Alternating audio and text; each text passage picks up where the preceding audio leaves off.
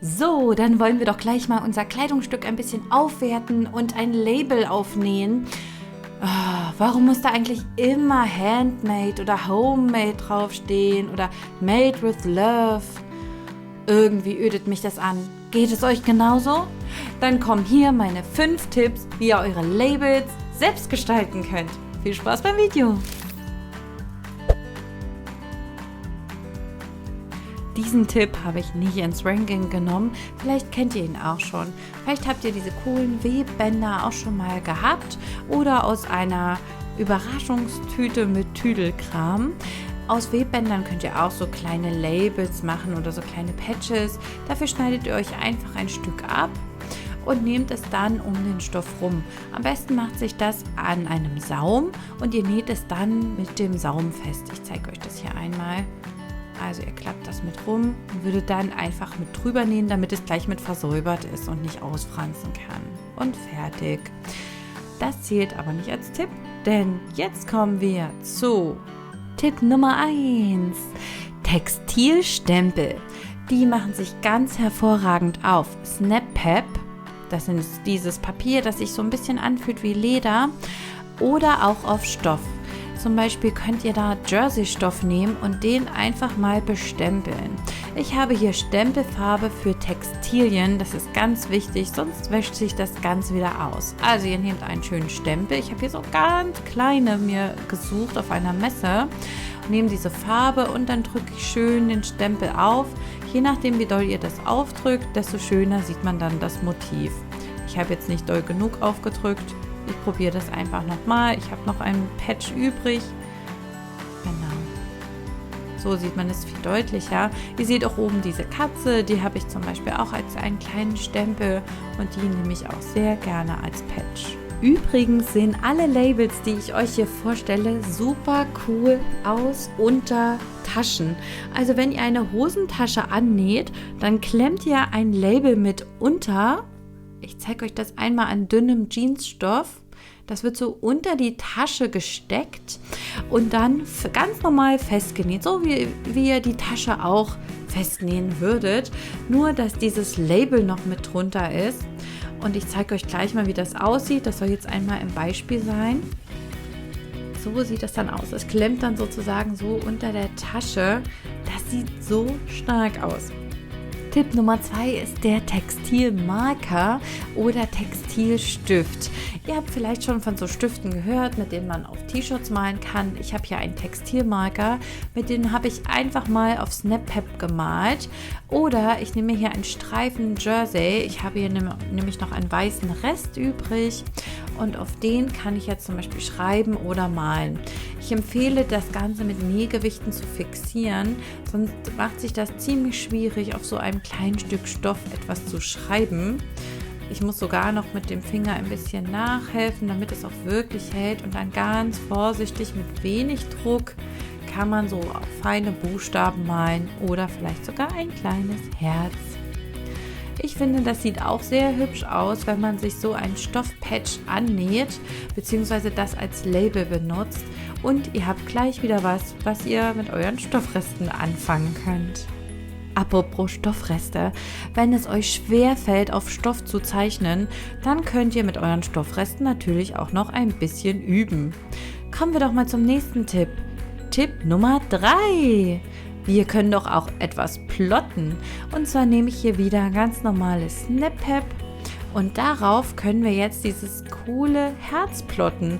Ich habe nämlich Glitzerfolie. Das ist ganz normale Flexfolie, die man auch für Textilien nimmt. Die lege ich jetzt einmal auf und presse sie auf dem SnapPep fest. Das Abziehen der Folie kann dabei ein bisschen knibbelig sein. Habt ein bisschen Geduld, ihr bekommt sie auf jeden Fall ab. Und findet ihr nicht dieses Patch super cool mit der Flexfolie? Der nächste Tipp ist auch ganz einfach. Tipp Nummer 4 beschäftigt sich mit Stanzen. Ich habe diese kleinen, günstigen Mini-Stanzen erworben und kann damit SnapPep stanzen. Diese Labels sehen wunderschön aus. Ich zeige euch das einmal mit dem Anker. Das ist ein bisschen schwieriger. Man braucht auch ein bisschen Gewalt. Also ich brauche hier auf jeden Fall beide Hände. und habe hier diesen coolen Anker ausgestanzt. Könnt ihr euch vorstellen, wie dieses Label aussieht, wenn man das aufnäht? Das sieht super süß aus. Und zwar schaut da der Stoff durch. Ich finde das besonders schön. Achtet aber dabei darauf, dass das Muster von eurer Stanze nicht zu filigran ist. Bei Papier funktionieren die. Für SnapPep könnte es sonst schwierig werden. Allgemein empfehle ich euch grundsätzlich SnapPep für Label. Das ist ganz normal waschbar. Ich nehme jetzt einfach mal für meinen nächsten Tipp das dunkelbraune. Jetzt kommt nämlich Tipp Nummer 5. Ich schneide mir jetzt einmal ein Patch aus und zeichne mir mit dem Trickmarker entweder ein Symbol oder eine Schrift vor, denn dieses Label ist jetzt etwas ganz Besonderes. Ich nehme jetzt etwas ganz Einfaches, weil ich ganz blutiger Anfänger dabei bin, und zwar werde ich jetzt ein Dreieck auf dieses Label sticken. Ich nehme deswegen den Trickmarker, weil der dann ganz einfach wieder verschwindet. Und deswegen ein Dreieck, weil es wirklich schwierig ist. Das müsst ihr vorher mal ein bisschen üben. Meine Nähmaschine hat jetzt einen durchsichtigen Nähfuß, weil ich mit dem einfach viel besser sehe. Den nehmen auch viele Leute für Zierstiche. Ich nehme jetzt einen doppelten Geradstich für mein SnapPep-Label und besticke das sozusagen mit diesem doppelten Geradstich, damit man es einfach viel schöner sieht auch. Ne? Wenn ihr nur den einfachen Geradstich nehmt, dann sieht man es nicht so richtig. Oder ihr müsstet nochmal drüber gehen, vielleicht dann auch mit einer anderen Farbe. Das würde bestimmt cool aussehen. Wie gesagt, bei mir ist es dadurch jetzt eine richtig schöne dicke Linie. Wichtig ist dann natürlich an den Ecken, dass ihr es genauso macht wie bei der Kleidung, dass eigentlich die Nadel drin stecken bleibt und sich nur das Nähfüßchen hebt. Das habe ich jetzt bei mir gerade nicht so gut hinbekommen. An der Stelle seht ihr es. Meine Nadel ist nicht drin geblieben. Ich steuere das normalerweise mit meinem Fußpedal an der Nähmaschine. Das hat aber nicht so gut geklappt. Aber wenn man es dann vorsichtig bewegt, dann kann man trotzdem sein Muster ganz normal weiter sticken. Ich würde das jetzt mal als Sticken bezeichnen. Diese genähten Labels sind für mich etwas ganz Besonderes. Ich finde die immer wirklich schön, wenn ich die sehe, und kann euch wirklich nur ans Herz legen, das einmal auszuprobieren, ob das was für euch ist. Wenn ihr da coole Werke erschafft, bitte verlinkt mich doch auf Instagram. Ich würde so gerne sehen, wie ihr diese Sticklabels macht. Ich habe jetzt gleich mein Dreieck fertig. Wichtig ist natürlich noch, dass ich auch hier wieder vernähe, damit ich eben auch hier nicht einen offenen Faden nach dem Waschen habe. Genauso wie es beim normalen Nähen ist. So, jetzt wird der Faden einmal abgeschnitten und wir schauen uns nochmal das fertige Werk an. Das sieht doch richtig cool aus, oder? Wie immer bekommt ihr jetzt nochmal eine tolle Zusammenfassung. Also, wir haben Webware genommen, also diese Webbänder, und haben die einmal festgenäht. Das sieht schon ganz cool aus, aber das ist ja mein Bonustipp gewesen. Wir haben gemalt, das finde ich auch besonders schön, weil es so persönlich ist.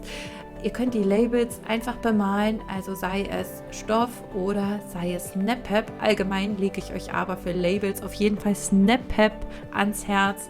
Das ist super, weil es waschbar ist und am Ende auch noch immer noch gut aussieht. Auch nach 20 Wäschen sieht das noch super aus. Dann haben wir gestempelt, also der Textilstempel auf SnapPep oder auf Textilien sieht wunderbar aus. Da sind jetzt die SnapPep-Beispiele. Und ich habe einmal an dem Stoff dieses Label befestigt, damit ihr euch das vorstellen könnt, wie das unter einer Tasche aussieht. Ich finde das richtig cool.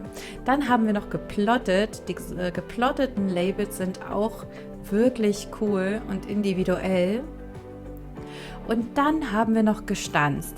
Diese Labels finde ich auch wunderschön, weil man den Stoff darunter so schön sehen kann. Dabei ist eurer Kreativität auch keine Grenze gesetzt. Ihr könnt auch diese verschiedenen Varianten einmal kombinieren. Wir haben auch noch genäht. Da würde zum Beispiel auch ein Plot super zu aussehen oder ein Stanzen. Und wichtig ist natürlich, dass man euer Garn dann auch sieht, also dass ihr eine gegensätzliche Farbe wählt. Haben euch meine ganzen Labels gefallen?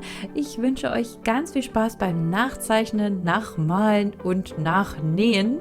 Hat euch ein Video gefallen? Wie wär's, wenn ihr mir ein Abo dalasst und einen netten Kommentar? Wir hören und sehen uns beim nächsten Mal.